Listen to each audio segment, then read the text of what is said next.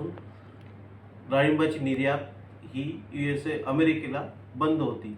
अमेरिकेला त्यावेळेस 2018 मध्ये निर्यात बंद झाली. त्याच्यामध्ये फळमाशी ही त्या एरियल्समध्ये अनारदाण्यामध्ये डिटेक्ट झाल्यामुळं त्याच्यानंतर यूएसएनी कंप्लीट डाळिंब, पूर्ण डाळिंब ज्याचा की तो क्राऊन सुद्धा असतो आणि अनारदाना सुद्धा यांनी बंद केला. त्याच्यानंतर government of India, plant quarantine India यांनी कॉन्स्टंटली म्हणजे कंटिन्युअस एफर्ट्स घेऊन USDA ऑफिस, जे की United State Department of Agriculture, ज्यांची animal and plant health inspection service ही NPPO USAचं काम करते, त्यांच्यामार्फत एंगेजमेंट करून बायलॅटरल्स घेऊन हा जो निर्यात थांबलेली होती किंवा निर्यातमध्ये जो अडथळा होता की पोमोग्रेनेट जे फळ आहे ते सुद्धा एक्सपोर्ट करायसाठी आणि एरियल सुद्धा, 2022 मध्ये त्यांच्याकडनं मंजुरी देऊन की बाबा तुम्ही करू शकता, परंतु त्यांनी काही कंडिशन्स लादलेल्या होत्या ज्या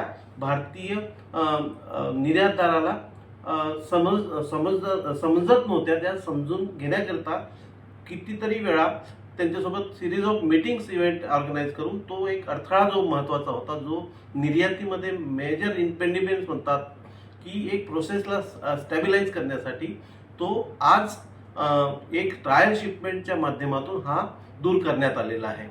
हा जो ट्रायल शिपमेंटचा जो प्रकार आहे हा जवळपास 18 तारखेपासून जो डोज मॅपिंग म्हणतात, जो इरेडिएशनचा जो डोज दिला जातो विकर्णीकरणासाठी डाळिंबाला जो डोज लागतो, ती डोजची सुद्धा ग्रॅव्हिटी एका म्हणजे USDA इन्स्पेक्टरच्या समोर त्यांच्या प्रेझेन्समध्ये, त्यांच्या उपस्थितीमध्ये हे सर्व कंप्लीट करावं लागली. आणि त्याच्यासाठी USDAने जे महत्त्वाचं योगदान निभावलं की जेव्हा जेव्हा अडचण आली त्यावेळेस गव्हर्नमेंट ऑफ इंडियाचे ऑफिशियल्स आणि NPPO जे की USDA ऑफिस म्हणतात त्याला, ते त्यांनी वेळोवेळी मार्गदर्शन करून ती सोडवण्यात आली. आणि आज दिनांक 27 तारखेला जवळपास 450 बॉक्स नियर अबाउट 150 किलो हा ट्रायल शिपमेंट म्हणून डाळिंब, पूर्णपणे डाळिंबाचं हे एक फ्रूट किंवा फळ हे पाठवण्यात आलेलं आहे. आणि ही जी पाठवण्याची जी प्रक्रिया आहे यासाठी हा एक म्हणजे त्याला काय म्हणतात स्टोन ब्रेकिंग म्हणजे माइलस्टोन म्हणावं लागेल, जेणेकरून त्यानंतर जे काही मार्केट ओपन होणार त्या ओपन झालेल्या मार्केटमध्ये भरपूर प्रमाणामध्ये USA मध्ये जो डाळिंब आहे, कॅलिफोर्निया त्यांचा स्वतःचा डाळिंब आहे, परंतु भारताचा डाळिंब ज्यावेळेस तिथे जाईल तो कॅलिफोर्नियाचा डाळिंब संपेल आणि भारताच्या डाळिंबाला मोठ्या प्रमाणे वाव लागेल. डाळिंब हा याच्यामध्ये एक अँटी म्हणजे कार्सिनोजेनिक म्हणजे कर्करोगापासून लढण्याकरता जे अँटीऑक्सिडंट्स असायला पाहिजे ते आपल्या भारतीय डाळिंबात आहे. आणि अमेरिकेच्या पॉप्युलेशनचा जर विचार केला असता, ती जे त्यांना जी स्किन कॅन्सरचा जो प्रकार आहे तो ह्या डाळिंबाच्या माध्यमातून व्हेरियस त्यांच्या फ्रूट्स हॅबिट्समध्ये तो इन्क्लूड केला जातो. याच्यामुळे भारतीय डाळिंबाला आणि भारतीय डाळिंब पिकवणाऱ्या शेतकऱ्याला भरपूर प्रमाणामध्ये वाव आहे.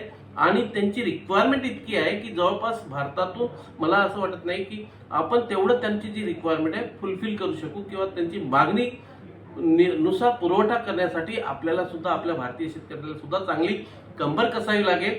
कंबर कसूनच नाही तर त्या प्रकारची गुणवत्ता सुद्धा निश्चित करून USA साठी आपल्याला मार्केट ओपन म्हणजे एक मार्केट ग्रॅब करतील, जे की जवळपास मला वाटतं बर्लिनमध्ये असताना एका आयातदारांनी मला विचारलं होतं, तुमचं डाळिंब चांगलं आहे, महिन्याचे मला 200 कंटेनर पाहिजे, का भारत पुरवू शकतो का?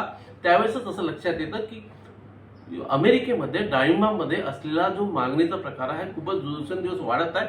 याच्यासाठी भारतीय शेतकऱ्यांनी आणि जे डाळिंब उत्पादक आहे यांनी सुद्धा त्या पद्धतीनं आपल्या शेतीमधले जे पॅकेजेस आहेत त्याला एक सुनियोजित पद्धतीने अवलंबून या प्रकारे आपण एक्सपोर्टचा वाढवू शकतो. धन्यवाद. मैं जनरल मैनेजर हूँ अपेडा में, मिनिस्ट्री ऑफ कॉमर्स के अंदर ये संस्था है और जो बेसिकली कंट्री से एग्री एक्सपोर्ट्स का निर्यात को बढ़ावा देने के लिए कार्यरत है. तो आज जो हमने अपना फ्लैग ऑफ किया है पोमोग्रेनेट का, अनार का, वो हमने 500 kg का एक कंसाइनमेंट आज USA के लिए गया है जो कि न्यूयॉर्क जा रहा है. और ये हमारा एपेडा की तरफ से पहला ट्रायल हमने किया है, क्योंकि हमें पोमोग्रेनेट के लिए 2018 में हमें मार्केट एक्सेस मिला था। और यूएसए की कंडीशन है कि आपका पोमोग्रेनेट को एक्सपोर्ट करेंगे तो इरेडिएशन ट्रीटमेंट होना चाहिए। तो उस इरेडिएशन ट्रीटमेंट के लिए हमने आज हमारे साथ एनपीपीओ इंडिया की टीम थी और यूएसएफएस की टीम थी, तो जिन्होंने ये पूरा ट्रीटमेंट देखा, उसको सर्टिफाई किया और उसके बाद उन्होंने फाइटो इशू किया, जो कि एक फ्रेश प्रोड्यूस को एक्सपोर्ट करने के लिए चाहिए होता है। और इसके साथ ही हम अपने 2 स्टैटिक ट्रायल भी कर रहे हैं। स्टैटिक ट्रायल इसलिए कर रहे हैं कि हम लोग सोचें कि जैसे हमारा प्रोड्यूस जब हम बायर बेचते हैं तो वो इतना कॉम्पिटिटिव नहीं होता इंटरनेशनल मार्केट में, जबकि हमारा प्रोड्यूस की डिमांड है, लेकिन बायर में कॉस्ट होने की वजह से तो हम लोग एक रेगुलर सप्लाई करने में थोड़ी सी मतलब हमारा एक्सपोर्ट उस लिमिट तक नहीं जा पाता जितना हम चाहते हैं करना। तो इसके लिए हम लोगों ने एक स्टैटिक ट्रायल भी साथ में कर रहे हैं, जिसमें हमारे एक्सपोर्टर और एनआरसी शोलापुर हमारे साथ हैं। तो वो जो स्टैटिक ट्रायल होगा वो 60 डेज़ का, अप्रॉक्सीमेट 60 डेज़ का रहेगा, जिसके बाद हमें रिजल्ट्स मिलेंगे कि इरेडिएशन के बाद जो ये 60 डेज़ का ट्रायल हो रहा है उसका इरेडिएशन से क्या इफ़ेक्ट है, क्या हमारा फ्रूट उसको सस्टेन कर पाएगा। तो अगर हमें रिजल्ट्स अच्छे मिलते हैं तो we will go for trial shipment, sea shipment. अभी हमने बायर किया है, फिर हम सी से करेंगे। सी से करने से हमें ये फ़ायदा होता है कि जो दूर मार्केट्स, जो बाज़ार हैं हमारे लिए, जैसे यूएसए, तो वहाँ पर हम लोग अपने प्रोड्यूस को सक्सेसफुल होने के बाद भेज पाएंगे।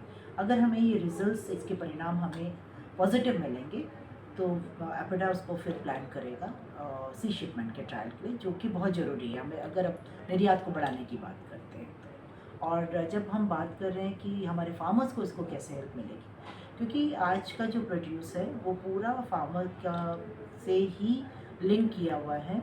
उसके लिए जो हमारे हॉर्टिनेट के तहत जो फार्मर रजिस्टर है, उधर से ये प्रोड्यूस को हम लोगों ने हार्वेस्ट किया है और निर्यात के लिए हम लोगों ने आगे प्रोसेसिंग के लिए दिया है। तो जब एक्सपोर्ट बढ़ेगा तो फार्मर की इनकम भी दुगनी होगी।